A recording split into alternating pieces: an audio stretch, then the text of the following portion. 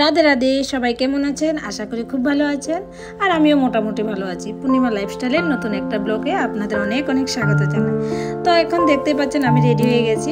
তো রেডি হয়ে আমি এখন যাচ্ছি মেয়ের স্কুলে, কেন্দ্রীয় বিদ্যালয়ে। তো যেদিনকে ব্লগটা শেয়ার করছি সেদিনকে ছিল শুক্রবার 26 তারিখ। ঘড়িতে সময় তখন প্রায় 11:10 এরকম বাজে। আমার মেয়ে আবার বলেছিল, মা একটু তুমি 10:30টার মধ্যে আসবে, তাহলে আমার টিফিন টাইমে তোমার সাথে দেখা হবে। কিন্তু এই যে সব কাজ সেরে যেতে যেতে আমার প্রায় অনেকটা সময় লেগে যায়, তখন 11টা বেজে যায়। আসলে যাচ্ছিলাম, একটু ছোট্ট একটা ভুল হয়ে যায়। ওই দিনকে রেজাল্ট দেখতে গিয়ে আমি সিগনেচারটা করতে ভুলে যাই।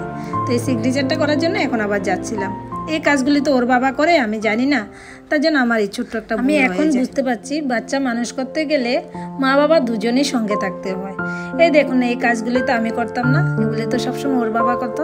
আর এখন আমি করতে এসেই ভেবাচাকা খেয়ে যাচ্ছি। যেহেতু আমি প্রথম করছি, তার জন্য আমার একটু নার্ভাস ফিল হচ্ছে, কারণ সব কাজে এখন আমাকে যেতে হয়। বাজার করতে হলেও আমাকে করতে হয়, আর ওদের কোনো জিনিস চাইলে ওটাও আমাকে এনে দিতে হয়, যেহেতু ওর বাবা নেই। আর এদিকে দেখুন, রাস্তার দুপাশে খুব সুন্দর করে গাছ লাগানো আছে। গাছের জন্য রোদটা শরীরে লাগছিল না। আর আমি যখন যাই, আমার ইচ্ছা করছিল না যে আর ওই স্কুলে যেতে, ইচ্ছা করছিল এখানেই বসে থাকে। আমাদের ঘর থেকে কিন্তু স্কুলটা বেশি একটা দূরও নয়। সকালবেলা বা সন্ধ্যাবেলা হলে তেমন একটা দূর লাগে না। যখন সূর্যের তাপটা বেড়ে যায় তখন মনে হয় রাস্তায় শেষ হচ্ছিল না। তো এখানে দেখতে পাচ্ছেন আমি কথা বলতে বলতে প্রায় মোটামুটি অনেকটা জায়গায় হেঁটেও এসে গেছি, প্রায় স্কুলের সামনাসামনি এসে গেছি। তো এখানে দেখুন, এগুলো স্কুলের টিচারদের মনে হয় কোয়ার্টার, টিচার ডক্টর তাদের কোয়ার্টার। আর এখানে দেখুন স্কুলের বাচ্চাদের যে ভ্যানে করে নিয়ে আসে, ভ্যানগুলি এখানে রাখা হয়। জানেন তো, বাচ্চারা স্কুল থেকে গিয়ে ফ্লোরে শুয়ে পড়ে, এতটা গরম লাগে। আর ওদের পুরো জামাটাই ভিজে যায়, দুজনেরই সেম। বলে স্কুলে ফ্যান থাকে না। রাস্তাটা দেখেই বুঝতে পারছেন আপনারা সূর্যের তাপটা কি। আমারই মুখটা জ্বলে যাচ্ছিল। এই ভিডিওটা ছিল আমার মেয়ের।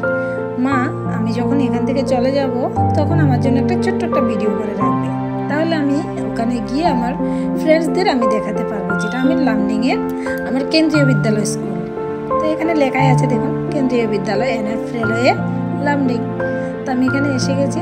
আর এখানে প্রথমে সিগনেচার করতে হয়, তারপরে ভিতরে যেতে হয়।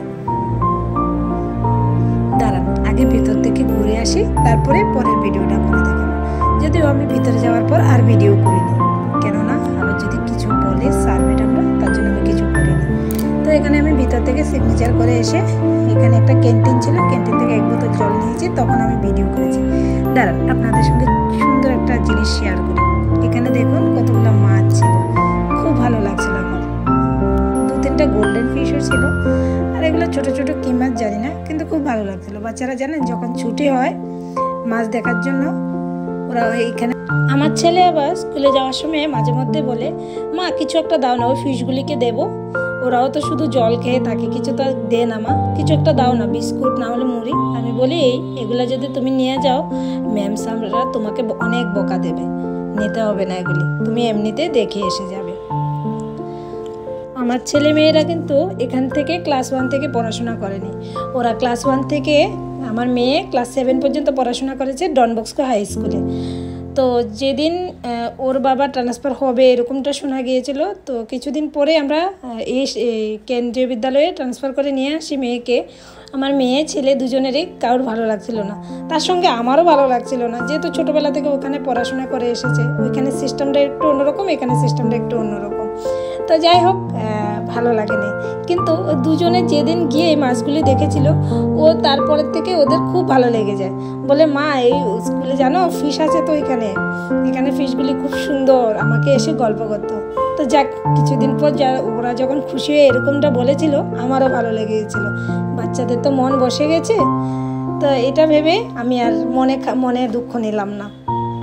আর এখানে দেখুন একটা বাঁদর, আমি যখন স্কুল থেকে বের হই, একটা বাঁদর রাস্তা দিয়ে যাচ্ছিল। আমি ভয়ে অটোর মধ্যে উঠে বসে পড়ি।